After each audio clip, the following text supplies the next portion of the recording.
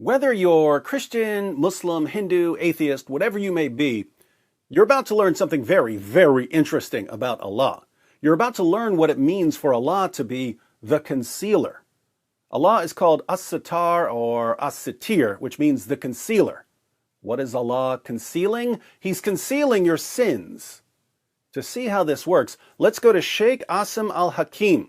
The discussion starts with a man asking a question about his friend who committed adultery. Muhammad from France says that his friend has committed adultery. He did not fornicate, he's married. So he committed adultery, he cheated on his wife. Yeah, Sheikh. So my friend went to Las Vegas for a business trip, and while I was there, while my friend was there, he committed adultery with this prostitute who showed up at his hotel room.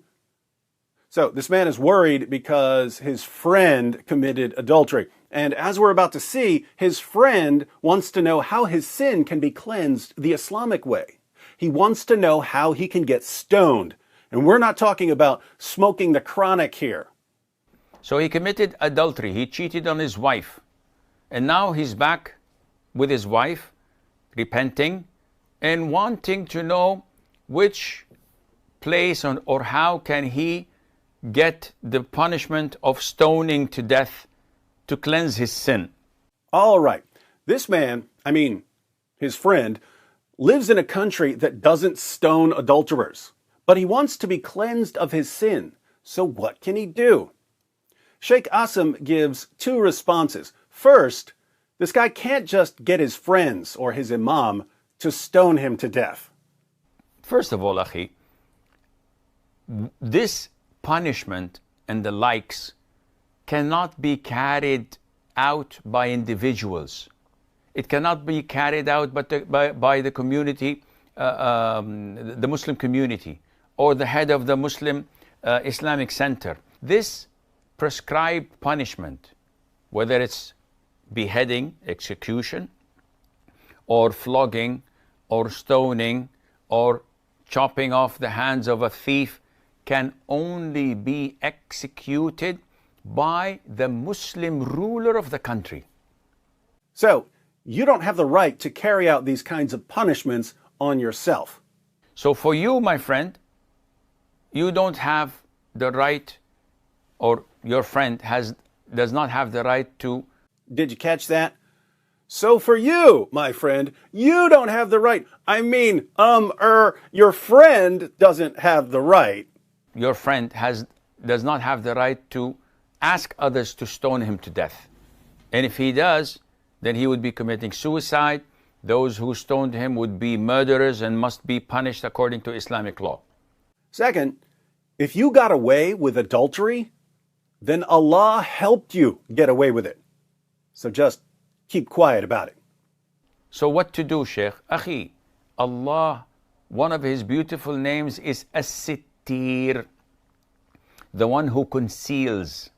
Allah is the concealer of your sins. Get ready for the only concealer you'll ever need. He's the concealer of sins. He's the best of concealers. Who's better than Allah at concealing your sins so that no one knows about them? Now, what if Allah conceals a man's sins, but the man feels guilty about what he's done and he wants to confess? What then? So if Allah concealed your sin, it is a sin for you to go and tell others about it. It's a sin to go to your wife and say, listen, hon, when we were separated, I did this and this and this. Totally haram. Totally sinful. And it's sinful for you to go and expose it to others. So, if you commit adultery and you get away with it, this means that Allah has concealed your sin. And under no circumstances should you ever confess what you've done. It'll be your little secret with Allah. So, what's between you and Allah remains between you and Allah. Ask Allah for forgiveness, and Allah would erase your sins. What's between you and Allah stays between you and Allah. What's between you and Allah remains between you and Allah. This guy literally stole the motto of Las Vegas and applied it to his God. What happens in Vegas stays in Vegas. What's between you and Allah stays between you and Allah. If Allah were a city, he would be Las Vegas.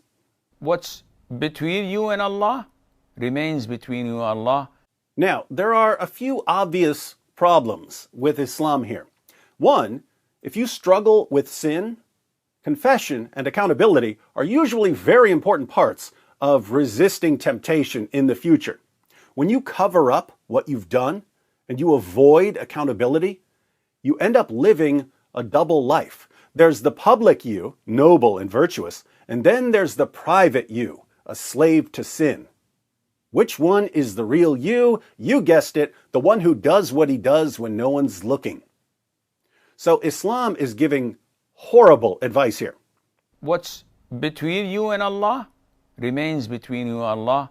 2, according to Islam, if you don't get caught for your sin, it's because Allah concealed your sin.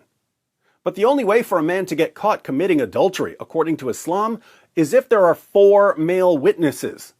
So Islam makes it almost impossible for a man to get caught committing adultery. This means that Allah has concealed the sins of the vast majority of adulterers who've ever lived. And they should never confess what they've done because Allah is the one who concealed their sins after making it virtually impossible for them to ever get caught. What's between you and Allah remains between you and Allah. 3, what about other sins? What if you get away with rape or child molestation? If you don't get caught, it means that Allah, the concealer, concealed your sin and that you should never confess what you've done, right? What's between you and Allah remains between you and Allah. Actually, in Islam, if you get away with rape and child molestation, you might be Allah's last and greatest prophet, am I right? Finally, since Allah is the one who conceals people's sins, since Allah is the one who helps people get away with sinning, is it just me, or does Allah once again sound an awful lot like Satan? We've seen in other videos that Allah brags about being the best of deceivers. We've seen that Allah wants people to sin and that he threatens to destroy people if they don't sin. And here we find Allah telling people that if they sin, he'll cover up their sin for them so that they never get caught. It's like Satan went into the cave with Muhammad, roughed him up a bit, and claimed to be God in order to create the world's largest false religion. But every now and then, his pride got the better of him, and he just couldn't resist bragging about being Satan. It just backfired on you. It just backfired on you. This is a part of a religion. There's a reason to it. Yeah?